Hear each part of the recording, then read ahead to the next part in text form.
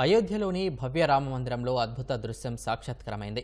సూర్య వంశోద్భవుడైన శ్రీరామచంద్రమూర్తి నుదుట ఆదిత్యుడు తన కిరణాలతో సూర్యతిలక దిద్దారు. రామమందిర నిర్మాణం తర్వాత తొలిసారి ఆవిష్కృతమైన ఈ అద్భుత ఘట్టాన్ని చూసి రామభక్తులు పులకించిపోయారు. నిర్మాణ సమయంలో సాంకేతికత జోడించడంతో ఈ అద్భుత దృశ్యం సాక్షాత్కారమైంది. అయోధ్యలో శ్రీరామనవమి వేడుకలు అంబరాన్నంటుతున్నాయి.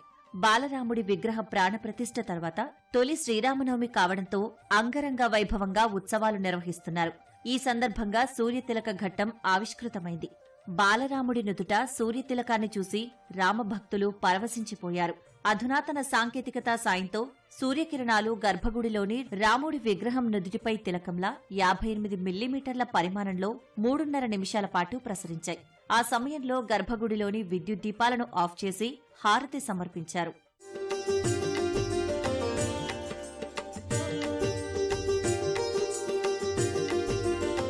మూడో అంతస్తు నుంచి గర్భగుడిలోని బాలరాముడి విగ్రహం నుదుటిపై సూర్యకిరణాలు ప్రసరించేలా నిర్మాణ సమయంలోనే అయోధ్య ఆలయంలో ఏర్పాట్లు చేశారు.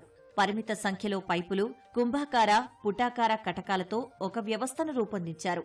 ఆలయ శిఖర భాగంలో సూర్యకాంతి గ్రహించేందుకు ఒక పరికరాన్ని ఏర్పాటు చేశారు. అక్కడి నుంచి పైపు లోపలికి కాంతి తిలకంగా ప్రసరించింది. ప్రతి శ్రీరామనవమి రోజున శ్రీరాముడి నుదుటిపై తిలకంలా సూర్యకిరణాలు ప్రసరించేలా ఏర్పాట్లు చేశారు.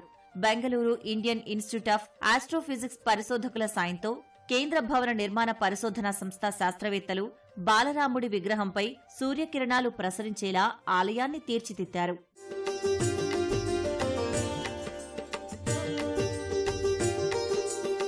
ఏటా సూర్యకిరణాలు అక్కడే ఎలా పడతాయి? వాతావరణంలో మార్పుల సంగతేమిటి? గ్రహాల పరిభ్రమణం, సమయం ఒకేలా ఉంటుందా అన్న ప్రశ్నలు తెరపైకి వచ్చాయి.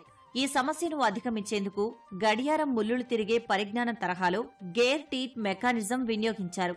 సూర్యకాంతి గ్రహించే పరికరం వద్దే మరో పరికరం ఉంచారు. ఇది కాంతిని గ్రహించే అద్దాన్ని 365 రోజులు స్వల్పంగా కదుపుతూ ఉంటుంది. మళ్లీ శ్రీరామనవమి రోజు వారు అనుకున్న చోటుకి తీసుకొస్తుంది. అంతకుముందే ఏటా శ్రీరామనవమి వచ్చే కాలాన్ని సెకండ్లతో సహా లెక్కలు వేశారు. ఈ లెక్కల సాయంతో సూర్యకిరణాలు ప్రసరింపజేసే పరికరాలు వ్యవస్థను రూపొందించారు.